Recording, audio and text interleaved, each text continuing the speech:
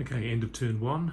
That's the end of Battle Round 1, in fact, and the end of Chaos World Eaters turn 1. So what happened this time?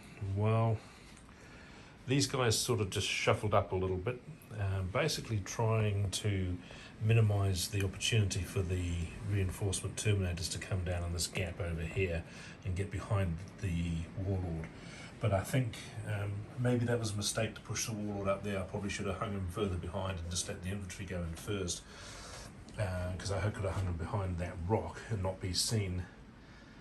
But as you can see from the black counters, these guys have advanced. They got a whopping 17, the Rhino, so they're quite nicely positioned next turn to potentially come out and charge whatever's in their way. So they advanced. This guy here just walked up, but he's got 8 inches, and that brought him within 18 inches, which is cyclonic melter lance distance of the Redemptor Dreadnought, which is no longer there.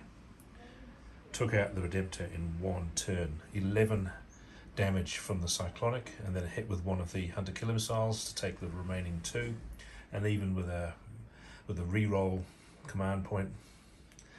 Because the thing is that the cyclonic melter lances are -4, and the Redemptor Dreadnought has a armor save of 3, 4 plus 3, 7. It just can't save. So it didn't even get to re-roll on that. Only got to re-roll on the hunter killer, which has got an AP of 2.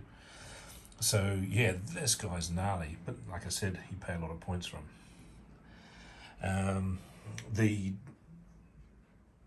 Hellbrute swung in here, decided in the end of the day to go for the heavy intercessors.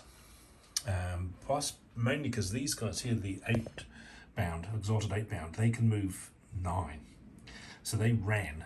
I think they got to 4, so they had 13 inches, got them all up to there to take that objective. And they're going to bear down on them. They're going to tear them to bits. So I didn't see any point in sending the Helldrake into here. And what I wanted the Helldrake to do this turn was I wanted it to be able to move 20 inches. So it dropped down into hover mode, move 20 inches, and then charge those guys. Because the thing is, if you fly it, at supersonic, then I could have maybe reached this little dangerous thing here, but it then has to wait a turn before it can charge, and I didn't want that. So it's going to go like 20, 20, 20, hover, hover, hover, and just taking shit out.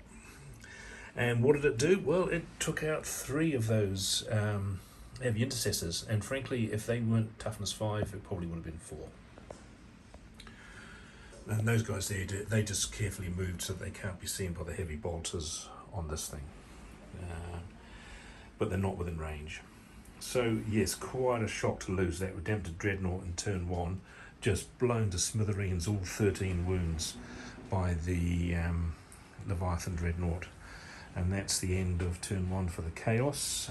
Everything passed its morale checks, and look at the old scoreboard. Because the World Eaters occupy 2 of the objectives in no man's land, they get, actually that should be 4 points, it should be 2 points each. And they get 2 points because they've got engage on all fronts, and they're in 3 of those table quarters. Interesting. Now we move into turn 2, and the Marines get their turn. What are they going to do? Frankly, with that Contemptor gone already, and that Leviathan on the charge. Oh yeah, and the Helldrake's Baleflamer took out one of them and wounded the other one.